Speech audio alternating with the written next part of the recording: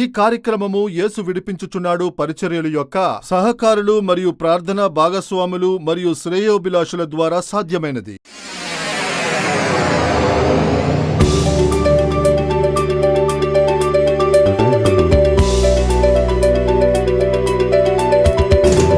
ఈ డబ్బుతో ఈ మొబైల్ కొనేలా చేసింది ఆ యేసయ్యే కదమ్మా. నేను ఆయన దగ్గరే అడిగాను. ఈరోజు ఆయన నీ మూలంగా నాకు కొనిచేలా చేశారు. ఆయన దగ్గర సహాయం అని వెళ్ళిన వాళ్ళందరికీ సహాయం చేస్తారు. తప్పకుండా నీకు కూడా చేస్తారు. ఎలా అడగాలి మేడం? పాపాన్ని ఉంచుకుని ప్రార్థన చేస్తే దేవుడు సమాధానము ఇవ్వలేరు. అందువల్లే ముందుగా మారు మనసు పొంది ఆయన రక్తం చేత కడగబడి ఆ అనుభవాన్ని పొందాలి.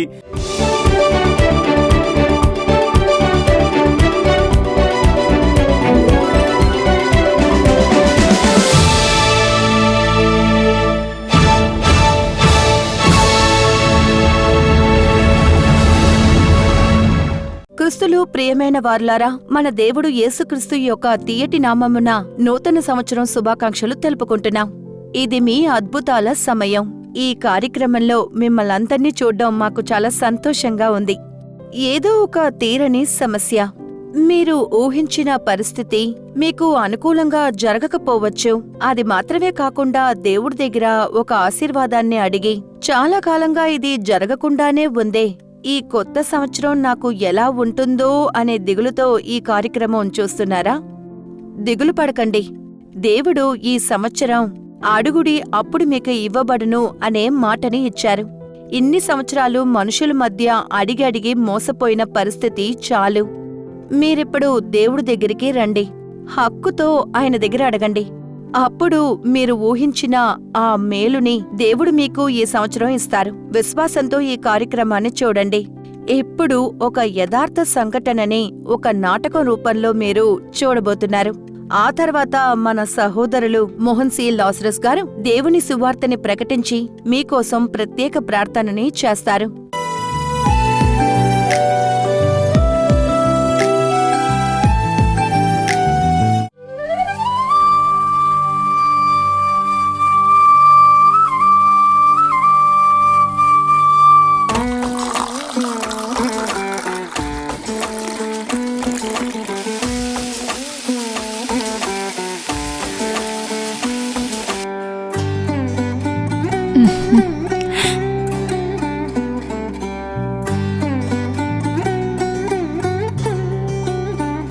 ఈరోజు ఇంటి అద్దెవ్వాలి. తారీఖు 10 అయింది. సరేమ్మా, జీతం వస్తుంది, ఇచ్చేద్దాం. నీ చేతికి వేసుకోవడానికి మందుందా? 10 రోజులకు ఉందిలే. రాసి మాత్రం ఏమి ఉపయోగం? 5 ఏళ్లగా ఈ చేతి నొప్పితో ఇబ్బంది పడుతున్నాను. దేవుడా,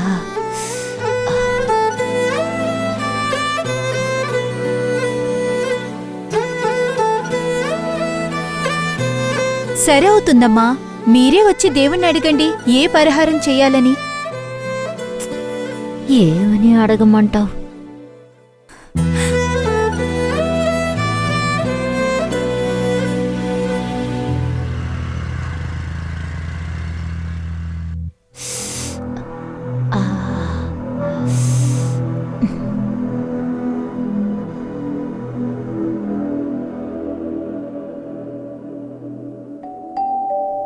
ఏంటమ్మా, లేట్ అయిందా?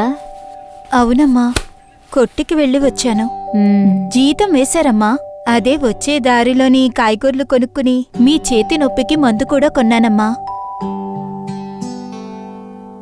ఇదిగోండమ్మా, మీకోసం కొత్త ఫోన్ కొన్నాను. చూడండి, మీకు నచ్చిందా చెప్పండి. మొబైల్ కొంటాకి డబ్బులేవమ్మా? అదమ్మా, బోనస్ వేశారు, దాంతోనే మీకు ఫోన్ కొన్నాను.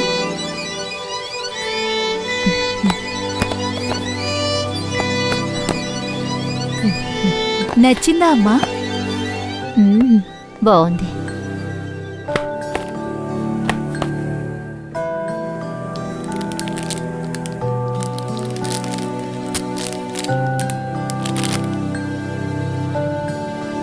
యేసు ప్రభువా, ధన్యవాదాలు. ఏమన్నారమ్మా? యేసు ప్రభువా? అవునమ్మా, మన పక్కింటి వాళ్ళ టీవీలో ఓ కార్యక్రమం చూశాను. మనసుకి అది చూస్తే హాయిగా ఉంది. అందులో మాట్లాడే అతను ఒకరోజు యేసుక్రీస్తు మాట ఇచ్చారు, మీ దుఃఖం సంతోషంగా మారును. ఈరోజు ఏదో ఒక దుఃఖం మీ మనసులో కనిపించవచ్చు. పాపం వల్ల ఏర్పడిన దుఃఖము, వ్యాధి వల్ల ఏర్పడిన దుఃఖము, ఒక కొరత నిమిత్తము ఏర్పడిన దుఃఖము, ఒక నింద అవమానము వల్ల ఏర్పడిన దుఃఖము, ఏదో ఒక కార్యము మీ మనసుని బాధపెడుతూ దుఃఖపరుస్తూ ఉన్నది. యేసుక్రీస్తు మీకు మాట ఇస్తున్నారు, నా కుమార, నా కుమార్తె, నీ దుఃఖము సంతోషంగా మారును. దానికే యేసు వచ్చారు. మీ దుఃఖాన్ని ఆయన సంతోషంగా మార్చి ఈరోజు ఆయన ఆనందింపజేస్తారు. ఆయన మాట్లాడే ఒక్కొక్క వాక్యం నా కోసమే చెప్పినట్టుగా ఉందమ్మా. మనసుకు ఎంత హాయిగా ఉందో తెలుసమ్మా. అప్పట్నుండి యేసయ్యా, ఈ కార్యక్రమం చూసేటట్టుగా నాకొక మొబైల్ ఇవ్వండి అని అడుగుతూ ఉన్నాను. అందుకే యేసువే ధన్యవాదాలు అన్నాను. టీవీ కార్యక్రమాలు ఇందులో చూడొచ్చుగా? అవునమ్మా, చూడొచ్చు. కానీ ఇది యేసుప్రభు ఇవ్వలేదే. బోనస్ రావడం వల్ల ఇది నేనే కొనిచ్చాను. మీరు కృతజ్ఞతలు చెప్పాలంటే మా మేనేజర్కే చెప్పాలి.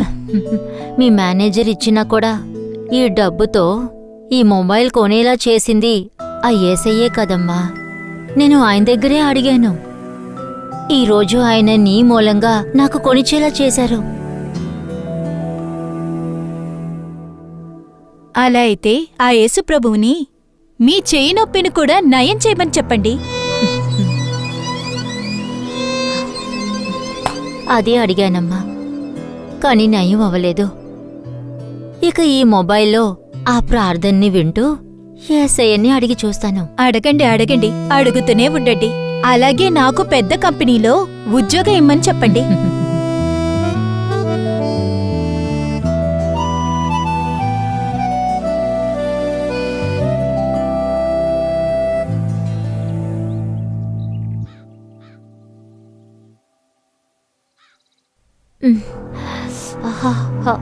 ఏమైందమ్మా? ఇంకా లేవకుండా పడుకునే ఉన్నారు? బాగా నొప్పిగా ఉందమ్మా. నేను మందు రాసి నొక్కుతానమ్మా.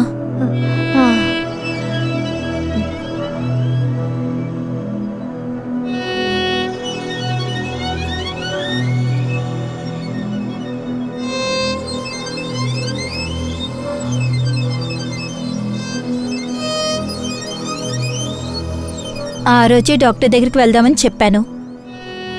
మీరే యేసుప్రభునే అడుగుతానన్నారు.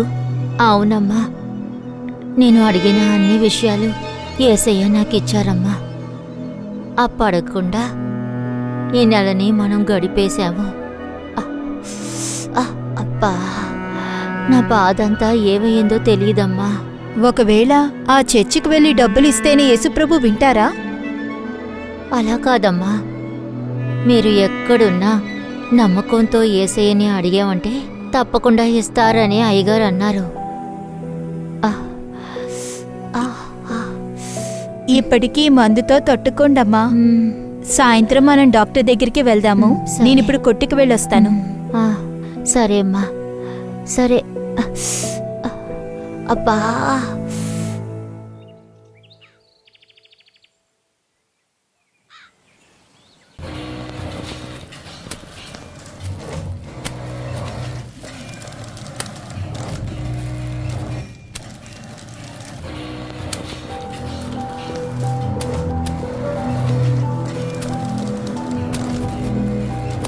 Gayatri, sorry madam. సరిగ్గా పనిచేయమ్మా. సరే మేడం.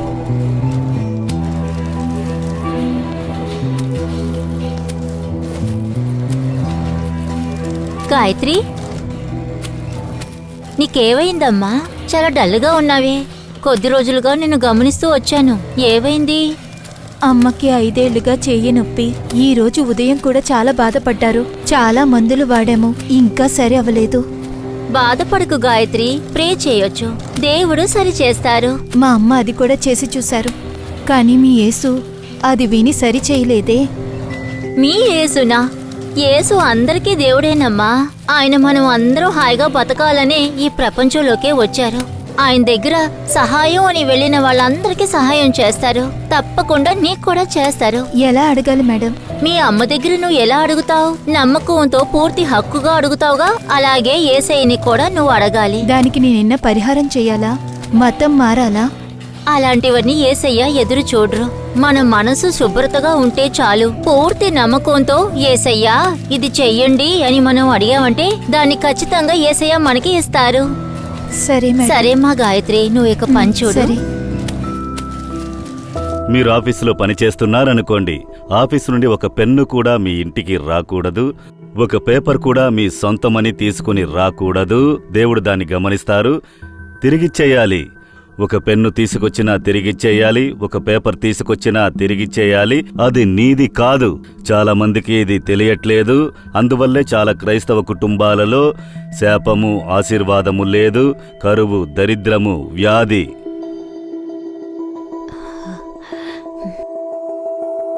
యేసయ్యా ఏదైనా అడ్డుంటే చూపించయ్యా. ఏంటమ్మా ఆలోచిస్తున్నారు? ఆ అయ్య చెప్పినట్టుగా మన ఇంట్లో ఏవైనా అడ్డుందా ఆలోచిస్తున్నానమ్మా. మన ఇంట్లో ఎలాంటి అడ్డు ఉండబోతుందమ్మా? సరే మీరు వినండి. నేను నా ఫ్రెండ్ నిత్య మ్యారేజ్ రిసెప్షన్కి వెళ్ళొస్తాను. అమ్మా, నేను ఈ చైన్ని రిసెప్షన్కి వేసుకుని వెళ్ళా?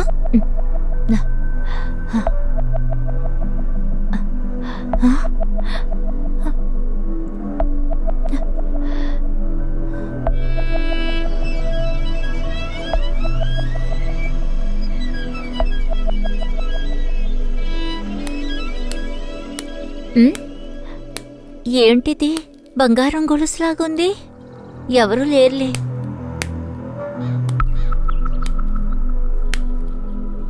ఇంకా నయం ఎవరూ చూడలేదు.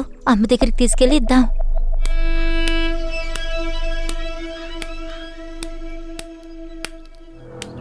అమ్మా, ఈ చైన్ కింద దొరికిందమ్మా. ఎవరిదనే తెలీదు. నువ్వు తీయడం ఎవరైనా చూసారా? తీసేటప్పుడు ఎవరూ లేరమ్మా, అందుకే తీసుకొచ్చాను. మన కష్టాన్ని చూసి ఆ దేవుడే ఇచ్చారు.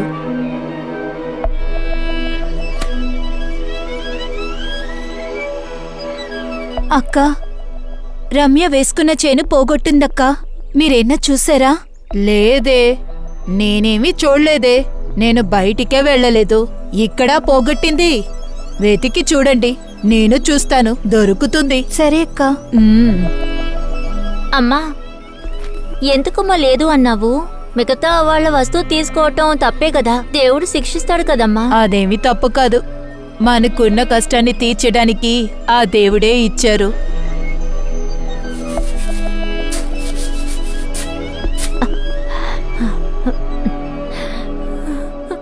గాయత్రి, యేసువే ఈరోజు నాకు తెలిసేలా చేశారు. ఇదే నా ప్రార్థన వినకుండా అడ్డుగా ఉండింది. దీన్ని ఖచ్చితంగా వాళ్ళకి ఇచ్చేయాలమ్మా. ఇది నీ పెళ్లికి ముందు తీసుకున్నదమ్మా. ఎలా అమ్మా వాళ్ళని వెతికి ఇస్తాము? వాళ్ళు మన నానమ్మ ఊర్లోనే ఉన్నారమ్మా. మనం రేపే అక్కడికి వెళ్ళి ఇచ్చేసి వచ్చేద్దామమ్మా.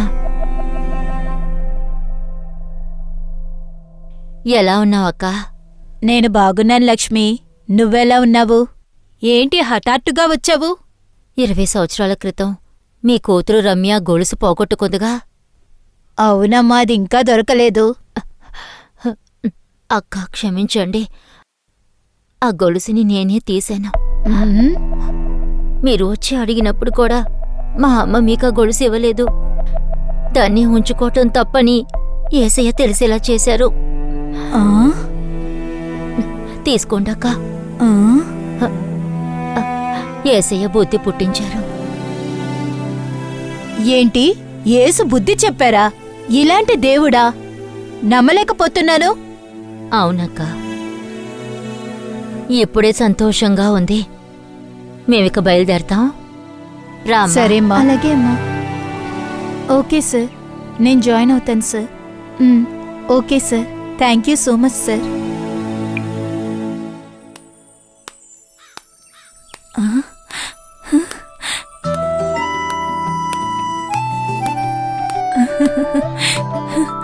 అమ్మా, ఏంటమ్మా మీరు నీళ్లు తీసుకొస్తున్నారు? అవునమ్మా, యేసయ్య మన ప్రార్థన విన్నారు. నాకు స్వస్థతనిచ్చారు. ఇలా చూడు, చేయి నయమైంది. ఇక మీదట అన్ని పనులు నేను చేస్తాను. ఇప్పటినుంచి అన్ని మంచి రోజులేనమ్మా. అమ్మా, నేను యేసుప్రభుని అడిగినట్టుగా నాకు పెద్ద కంపెనీ నుంచి ఒక ఆఫర్ వచ్చిందమ్మా. యేసుప్రభు మన అడిగిని అన్ని ఇచ్చారమ్మా. చాలా సంతోషం అమ్మా. సరే, లోపలికి వెళ్దాంరా. చాలా చాలా సంతోషంగా ఉందమ్మా. సంతోషం.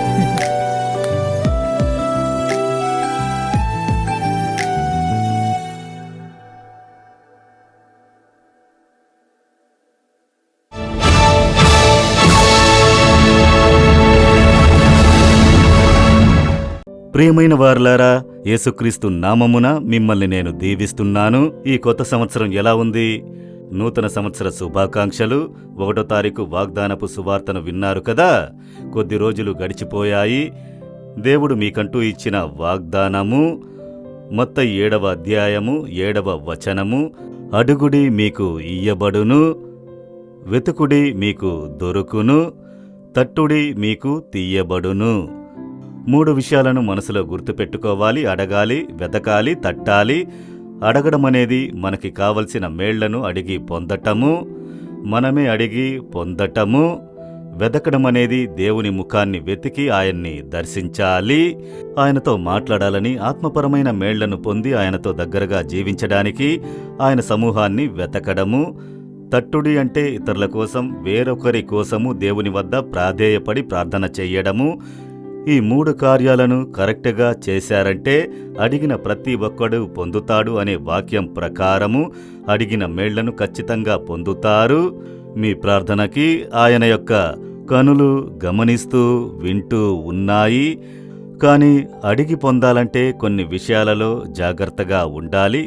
1 యోహాన్ 14వ అధ్యాయం 14వ వాక్యములో యేసుక్రీస్తు నామము ద్వారా, అంటే నా పేరు చెప్పి ఏమడుగుతున్నారో దాన్ని పొందుతారు. అందుకే యేసు పేరు చెప్పి ప్రార్థన చెయ్యాలి. యేసు నామమున నేను అడుగుతున్నాను. యేసు అనే ఆయన పేరు చెప్పి అడిగినప్పుడు ఆ ప్రార్థనకి సమాధానం వస్తుంది. మీరు అడిగింది పొందవచ్చు. యేసు పేరుని ప్రార్థనలో ఉపయోగించకపోతే ఆ ప్రార్థన వినబడదు, పరలోకానికి వెళ్ళదు, సమాధానము రాదు. అర్థం చేసుకోండి. 2వది విశ్వాసముతో అడగాలి. మత్తయి 21వ అధ్యాయం 22వ వాక్యంలో యేసు చెబుతున్నారు, మీరు ప్రార్థన చేయునప్పుడు వేటిని అడుగుదురో మీరు వాటన్నిటినీ పొందుదురు. మీరేమడగబోతున్నారు? స్వస్థత, విడుదల, ఒక మేళ, ఏం ఆశీర్వాదము? ఆ ఆశీర్వాదాలలో పలు రకాలైన ఆశీర్వాదాలు ఆయన చేతిలో ఉన్నాయి. మీరడిగేటప్పుడు విశ్వాసముతో పొందుతాము అన్న విశ్వాసముతో అడిగితేనే మీరు పొందగలరు. అవిశ్వాసము మీ మనసులో ఉంటే దేవుడు ప్రార్థనకి బదులు ఇవ్వలేరు అని లేఖనం చెబుతోంది. అందువల్ల మీరు విశ్వాసముతో అడిగితేనే మీరు లేఖన వచనాన్ని ధ్యానించను మీలో విశ్వాసం పెరుగుతుంది. అందువల్ల దేవుని వద్ద అడిగేటప్పుడు ఆయన నాకు చేస్తారు, అద్భుతం జరుగుద్ది, విడుదల దొరుకుతుంది, అది పొందుతాను అనే విశ్వాసంతో మీరు అడగాలి. అప్పుడు పొందుకుంటారు. 3వది ఇంకొక ముఖ్యమైన కార్యము ఉన్నది. యేసయ్య 59వ అధ్యాయం 2వ వాక్యంలో, మీ పాపములు ఆయన ముఖమును మీకు మరుగుపరిచెను గనుక ఆయన ఆలకింపకున్నాడు. అందువల్లే మన పాపాలు దేవుడు మనకి ఆలకింపకుండా, మన ప్రార్థనకు సమాధానం ఇవ్వలేని విధముగా ఆయన ముఖాన్ని మనకు మరుగుపరుస్తుంది.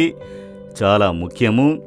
పాపాన్ని ఉంచుకొని ప్రార్థన చేస్తే దేవుడు సమాధానము ఇవ్వలేరు. అందువల్లే ముందుగా మారు మనసు పొంది ఆయన రక్తం చేత కడగబడి ఆ అనుభవాన్ని పొందాలి. మనం రక్షింపబడిన తర్వాత కూడా కొన్ని పాపాలు మనకి తెలియకుండానే, తప్పు అని మనకి అర్థం కాకుండానే చేస్తూ ఉంటాము, లేదా ఎన్నో సంవత్సరాల క్రితం చేసి ఉంటాము. ఆ పాపము మన ఆశీర్వాదాన్ని అడ్డగిస్తూ ఉంటుంది, మన ప్రార్థనకి సమాధానం ఇవ్వలేని విధముగా అడ్డుగా ఉంటుంది. మీరు ఒక నాటకాన్ని చూశారు కదా, ఇది యథార్థ సంఘటన. అది నిజంగా జరిగిన సంఘటనే నాటకంగా తయారు చేసి మీకు చూపించాం, ఏదో ఊహించుకుని చేసింది కాదు. ఇదే విధంగా జరిగింది. ఒక సహోదరి, ఆమె యేసుని తెలుసుకోని కాలములో, ఆమె స్కూల్లో చదివే సమయములో ఈ విధంగా ఒక నగను తీసుకువెళ్లి తల్లికి ఇచ్చారు. అది ఎవరిదో వాళ్ళు వచ్చి అడిగిన వాళ్లకి ఇవ్వలేదు, దాచి ఉంచారు.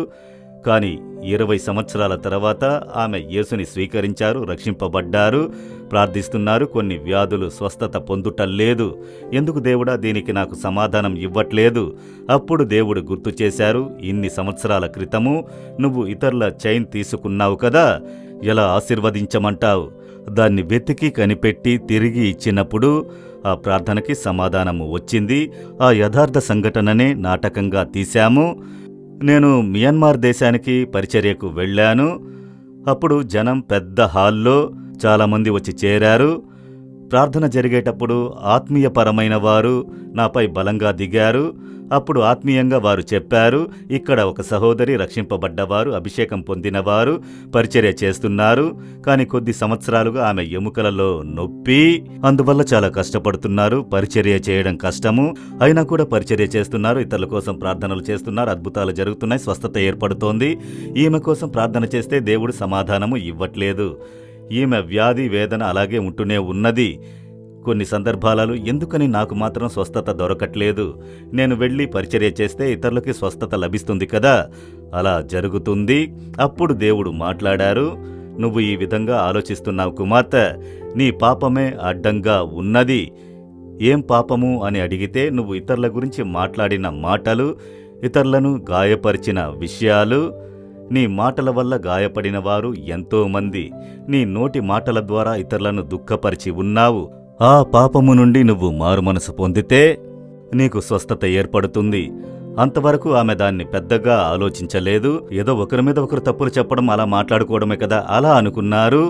దేవుడు తెలియజేసిన వెంటనే కన్నీటితో మారుమనసు పొంది, నన్ను క్షమించండి దేవుడా, నేను ఇతరులను గాయపరిచి మాట్లాడాను, అటువంటి ఆలోచన లేకుండా బ్రతికేశాను, నన్ను క్షమించండని అప్పగించారు.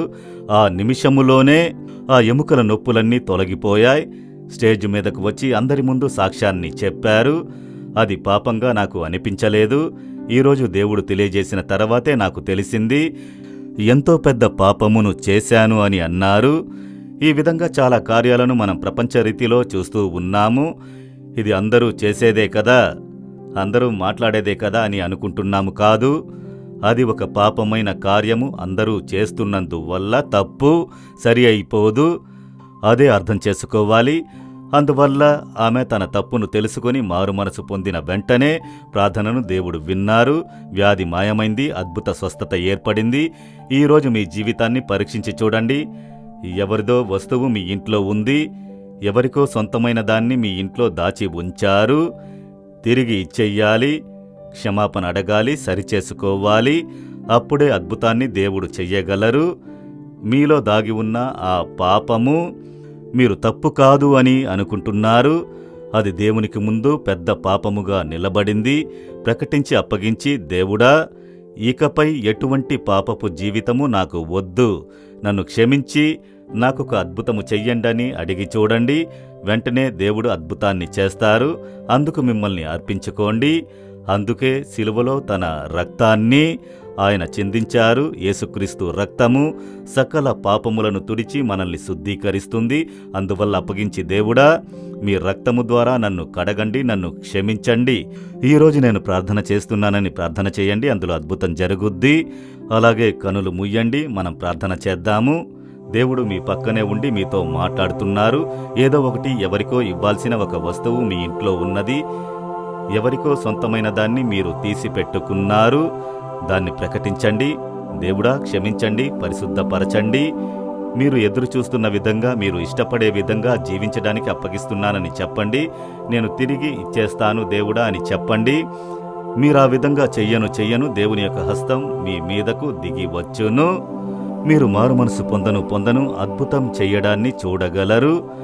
దేవుడా, క్షమించండి, దేవుడా, కనికరించండి, దేవుడా, ఈ కార్యంలో విడుదల ఇవ్వండి అని ప్రార్థన చేస్తున్నారే. ఈ కుమార్తెను కనికరించండి, ఈ కుమారుని కనికరించండి. తన తప్పును తెలుసుకుని మారు మనసు పొందే ఈ పిల్లలకి ఖచ్చితంగా మీరు అద్భుతము చెయ్యాలి. ఈరోజు వారు అడిగి వేడుకుంటున్న కార్యాలు అన్నిటిలో యేసు నామమున అద్భుతాలు జరగాలి. వ్యాధులు మాయమవ్వాలి యేసు నామము ద్వారా. అడ్డులు తొలగాలి యేసు నామము ద్వారా. మార్గాలు తెరవబడాలి యేసు నామము ద్వారా. మనోవేదనలు, భయాలు అన్నీ యేసు నామమున తొలగాలి. ఈ సంవత్సరంలో మీరు వారికి ఉంచిన ఆశీర్వాదాలు ఏది అడ్డుపడకుండా అన్నిటినీ యెహోవా జరిపించండి. యెహోవా ఆ విధంగా జరిపించి ఆశీర్వదిస్తున్నారు. మీకు స్తోత్రములు, స్తోత్రములు, స్తోత్రములు. యేసుక్రీస్తు నామమున ప్రార్థన చేస్తున్నాము తండ్రి. Amen, amen.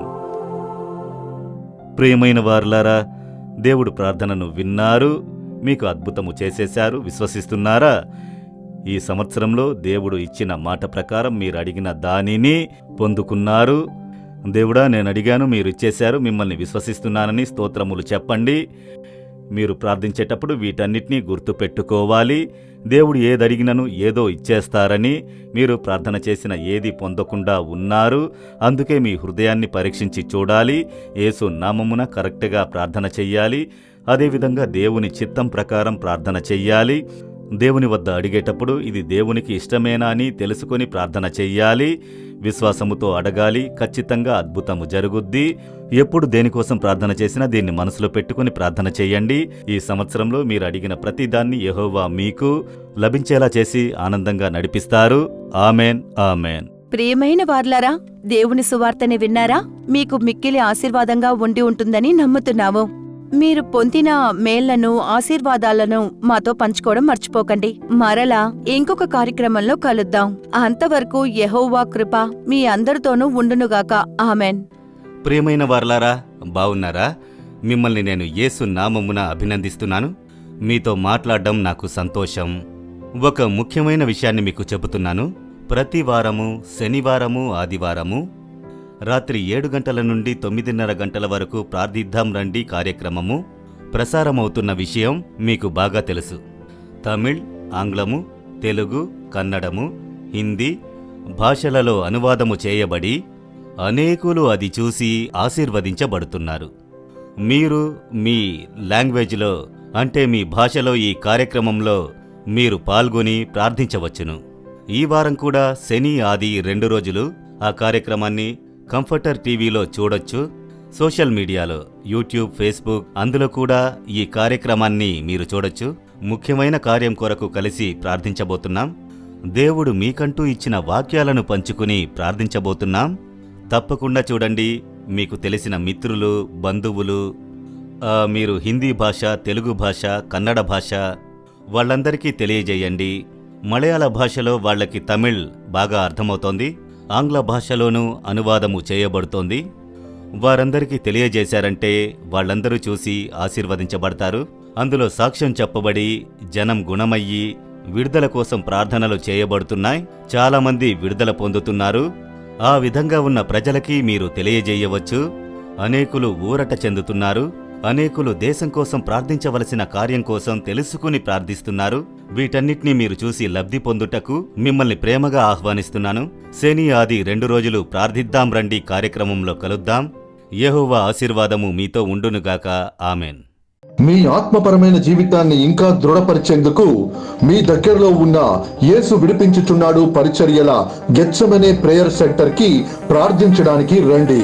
ఈ బ్రాంచ్ ఆఫీసులలో ప్రతిరోజు జరిగే ప్రార్థనలలో పాలు పంచుకొని మనం జీవించు ఈ దేశపు ఆశీర్వాదం కొరకు ప్రార్థించుటకు మిమ్మల్ని ఆహ్వానిస్తున్నాం. ఈ బ్రాంచ్ ఆఫీసుల్లో ఆత్మపరమైన పుస్తకాలు, దేవుని సువార్తలు మరియు పాటల డివిడీలు లభ్యమవుతాయి. యేసు విడిపించుచున్నాడు పత్రికా చందా రెన్యువల్ మరియు ప్రత్యేక డొనేషన్ చెల్లించడానికి వసతులు ఉన్నాయి. మీ ఆంతరంగిక సమస్యల కొరకు మీ పరిచారికులు మీకు దేవుని ఆలోచనలు ఇచ్చి ప్రార్థిస్తారు. ఈ రోజునే మీ దగ్గరలో ఉన్న యేసు విడిపించుచున్నాడు బ్రాంచ్ ఆఫీసులకి విచ్చేయండి. యేసు విడిపించుచున్నాడు బ్రాంచ్ ఆఫీసుల వివరాలకు సంప్రదించవలసిన ఫోన్ నంబర్లు 8160607222, 8160608222. మరిన్ని వివరములు, ప్రార్థన అవసరతల కోసం సంప్రదించండి. యేసు విడిపించుచున్నాడు పరిచర్యలు, నాలుమావడి, తూతుక్కుడి జిల్లా 628211. మా ఫోన్ నంబర్లు 9487734603, 8160607222, info@jesusredeems.org. దేవుడు మిమ్మును దీవించునుగాక.